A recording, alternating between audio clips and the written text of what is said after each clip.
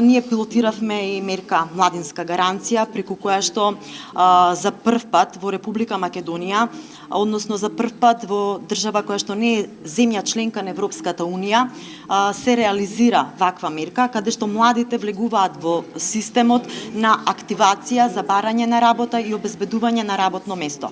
Нашата обврска беше во период од 4 месеци невработените лица кои што не беа на евиденција да бидат лоцирани, да се евидентираат, да се вклучат во активните мерки, да се вклучат во посредувањето, во некои од обуките, преквалификациите, исто така доколку се почувствува потреба истите да бидат вратени во образовниот процес. Практиканството исто така беше една мерка која што покажа значителен интерес и кај невработените лица и кај работодавачите.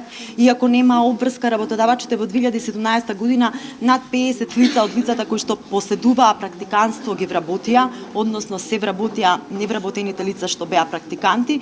Затоа во 2018 се зголеми бројот на планирани лица кои што требаше да склучат договори за практиканство како една од попопуларните мерки во оперативниот план. Знаеме дека практиканството ќе биде регулирано и со закон, каде што работодавачите и невработените лица ќе имаат законска можност да се стекнат невработените лица со практична работа, а работодавачите да се здобијат со можност да вработат лице кое што посетувало пракса. Имаме и добри и лоши моменти, но во текот на реализацијата, но би кажала дека повеќето се позитивни.